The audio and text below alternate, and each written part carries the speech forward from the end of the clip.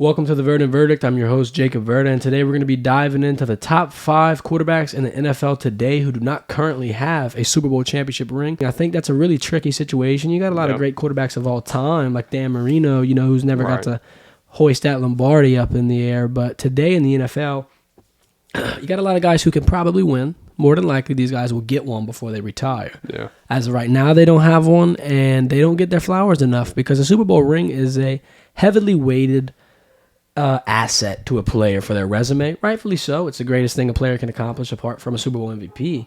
But a Super Bowl ring means that you are part of an upper echelon and your team now has, their name in the history books forever. These guys have had chances to do so, but whatever the case may be, prevented them.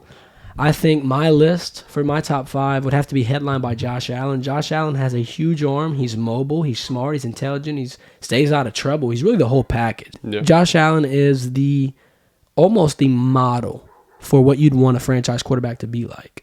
He's polite. The cannon that the dude has, he almost needs to call that thing a rocket launcher, honestly. That seems like he can sling a ball 60 yards down the field off his back foot, cross body, looking backwards. The dude has extreme uncanny ability. He's going to be around for a long time. He's unlike really anything we ever seen before, maybe apart from a Patrick Mahomes. But I think between the years, he's a little more there. I think he's got a little more of ability to read the defense and kind of see, have a little more wherewithal. When Patrick Mahomes was faced with that tough defense Super Bowl against Tampa Bay, kind of crushed a little bit. Yeah. It seemed like he was crushed. Kind of weird in the Super Bowl. Josh Allen has faced tough defenses. He's in a tough division. He's got Bill Belichick breathing down his neck 24/7. So, number 2, I'm going to go with Joe Burrow. LSU boy, love him, miss him. Man, Joe Burrow, he's got everything Josh Allen does. He's a little bit younger, hasn't proven himself yet. That offensive line is really rough, so it's kind of hard to see Joe Burrow in his true element here. Josh Allen has, given us time and time again great playoff performances, great end of the season performances, and he can pretty much sit with the men in the NFL in terms of elite quarterbacks. I don't think Joe Burrow's there yet. He needs to show us a little bit more, so I'm going to go ahead and keep him at number 2 for right now. But Joe Burrow, young, bright future, a lot of experience. I feel like Joe Burrow at this point in his career is further than anybody else was. He is a part of the greatest college football team of all time in the 2019 national champion LSU Tigers. They went 15-0. He won the Heisman Trophy, number 1 draft pick. Sure, that season ended in a horrible ACL injury.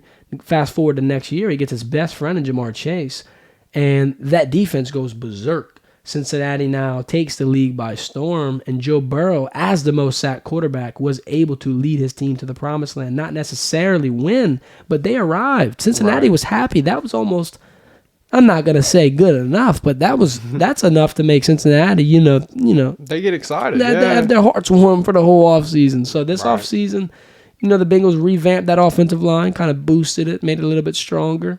I'm thinking that Jamar Chase-Joe Burrow connection is only going to get hotter. Joe Burrow, as the most sacked quarterback, was still able to hit Jamar often. Right. Jamar broke the rookie yard record for receiving yards held by his former teammate Justin Jefferson. So that just goes to show that Joe Burrow with an offensive line may be the most dangerous thing I've seen in the NFL in years. For sure. Number 3, I'm going to go Lamar Jackson. I think he's so valuable to his team that it's almost hard to not put him in this list. He's one of one. You got to pay him if you're Baltimore because the cap's going to go up. You got guys like Kyler Murray about to get a deal. Aaron Rodgers just shot you in the foot with that huge deal he signed. The value of Lamar is only going up. He's honestly, in terms of pen to paper, one of the most valuable quarterbacks in the league. No one else can be a running back quarterback. Who knows what else he could play? Maybe put some pads on and put him at linebacker on the other side of the ball, and he can triple position it out here like a Cordero Patterson. But Lamar Jackson is definitely one of the most talented quarterbacks in the league. Hasn't won yet. A lot of unfortunate things, but I think that Michael Vick-esque ability will lead Lamar to a lot more success and a lot more wins. 4th, I'm going to go Dak Prescott. Got a great culture. Dak Prescott, he wants to win. He's got a great winning mindset. And think about this. Dak Prescott is in a team in Dallas where, let's face it, they don't really have a chance to take it all away. And he knows that, but he still goes out there and put 110% effort and believes in his guys and believes in the next step and believes that, the Cowboys are making the right decisions, taking the right steps, that Jerry Jones is putting them on the right page, putting them on the map there in Dallas to succeed and perform at the best of his abilities.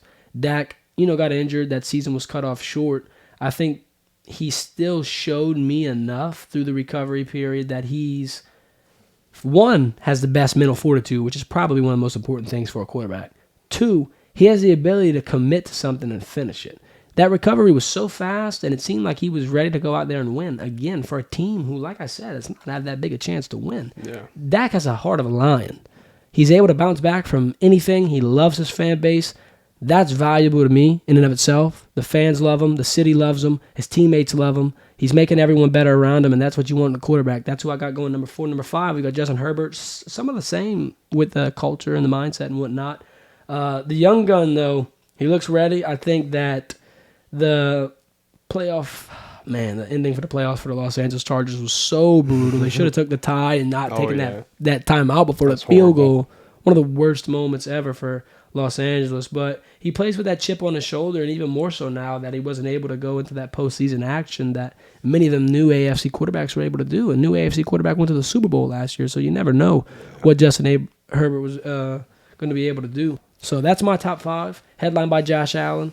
And the caboose is going to be Justin Herbert. Verdict Verdict streams live on YouTube Sunday at 7 p.m. And we post it daily on our TikTok, Twitter, Instagram, and YouTube Shorts at Verdict Verdict. Link in bio.